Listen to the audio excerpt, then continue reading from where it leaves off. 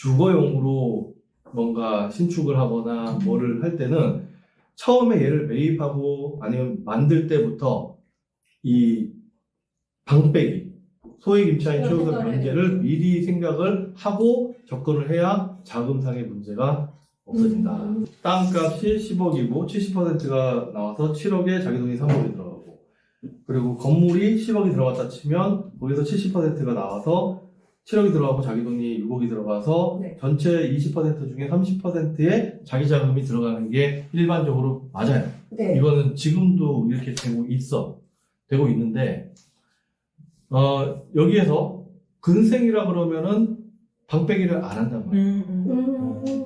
그런데 원래 주거용도 처음에 공사비 대출을 할 때 2년 전, 3년 전만 해도 방빼기하고는 전혀 상관이 없었어요. 왜냐면 얘는 토지담보대출에다가 건축비 대출이기 때문에 방빼기하고는 상관이 없는 게 맞다고.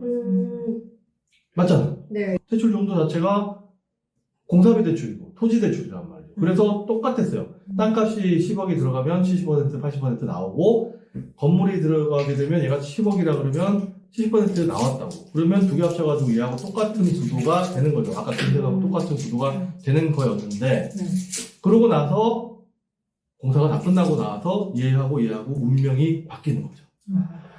근린생활시설은 대출을 이제 통대출로 토지하고 건물하고 합쳐가지고 두 개를 부동산 담보대출로 바꿀 때 얘는 방빼기를 합니까? 안 합니까? 안 하죠. 방빼기를 안 해. 그런데 주거용은 땅하고 건물하고 다 준공이 된 다음에 합쳐진 다음에 부동산 담보대출로 갈 때 방빼기를 한단 말이지. 그러면은 방이 예를 들어서 10개라고 하게 되면, 10개라면 경기도 같은 경우에 4,800인가 5,000이라고 치게 되면 10개라 그러면 5억을 빼야 된다는 거지. 그러면 예전에 받았던 14억 원의 대출 금액에서 5억 원이 빠져가지고 9억 원만 대출이 되는 거예요. 그러면 이 4억 원을 되려 갚아야 되는 상황이 되는 거지. 그런데 예전에 일반적으로 사람들이 어떻게 4억을 만들었냐. 일부를 전세를 뺐단 말이에요. 네.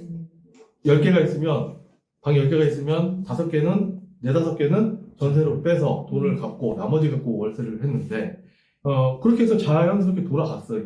20년, 30년 동안 원룸 건물을 짓던 사람들은 다 그렇게 했단 말이에요. 그런데 지금, 전세 사기하고, 그러니까 전세 사기가 문제가 아니고, 이것 때문에 전세 사기 얘기가 나온 거예요. 뭐냐면, 얘를 대출을 받은 거를 일부를 갚아야 되는데, 일부를 안 갚는 사람들이 생기기 시작한 거예요. 그러니까 돈이 없는 상태에서 보증금을 받아가지고 공사비를 내려고 했던 거지. 그러면은 은행에 먼저 갚으냐, 시공사에다가 공사비를 주냐, 보증금 받은 걸로. 여기에서 예전 사람들은 받아서 공사비 대출이 나왔었잖아요. 그러니까 공사비 대출 나왔던 거에서 이 사람들한테 돈을 줬단 말이에요. 그러니까 남는 금액이 얼마 안 돼요, 공사비가. 그렇잖아요. 공사비가 얼마 안 되니까 얘를 자기들 돈을 6억을 많이 갖고 있었다면 공사비 대출이 7억이 나왔잖아. 그럼 자기 돈은 3억이 있잖아. 그래서 공사비를 일단 다 주고 그 다음에 전세 들어오는 거는 대출을 갚았어요, 은행한테. 그런데 소액으로 할 수 있네, 어쩌네 이런 사람들이 생기다 보니까 어떻게 됐냐면 자기 돈을 3억 갖고 할 수 있다고 얘기를 막 한단 말이야. 3억 갖고 하려고 하면 뭐냐면 아까 토지에 대한 대출 있잖아.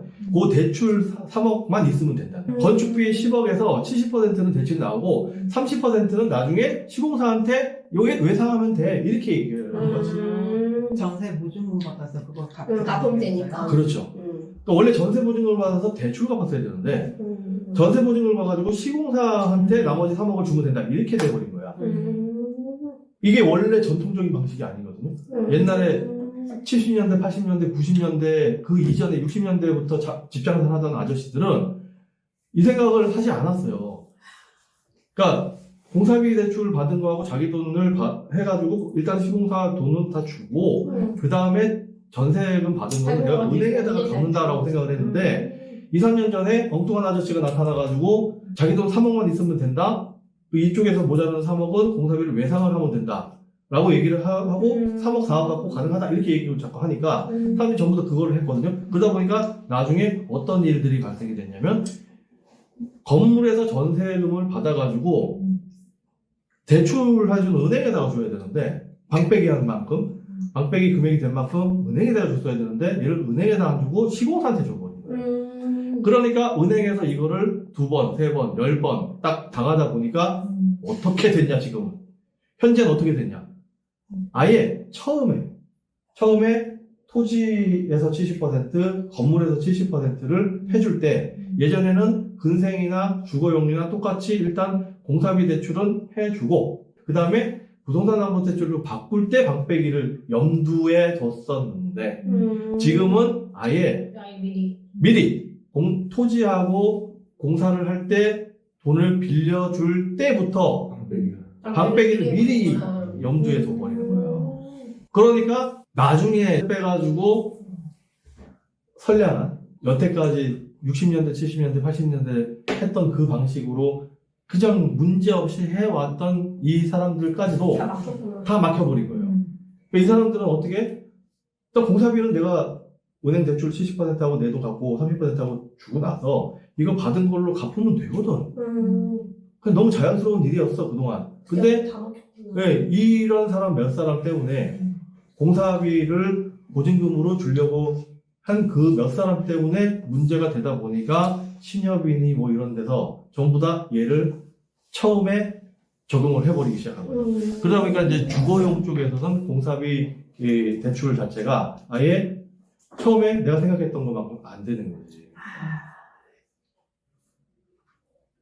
그래서 요번에 처음에 시작할 때 내가 공사비는 무조건 다 갖고 있어야 된다고 얘기했던 게 뭐냐면 그거야. 그러니까 예를 들어서 여기를 사례를 보게 되면 5억짜리에 70% 나온단 말이에요, 무조건. 그러면은 1억 5천 내가 돈을 갖고 있고, 거기다 플러스해서 내가 공사 금액을 갖고 있어야지 이게 가능한 거야. 그러니까 이 공사비라는 것 자체가 공사비 대출을 이 공사하는 데서 뽑는 게 아니고, 어차피 공사비 대출이라는 애는요, 신용대출이에요.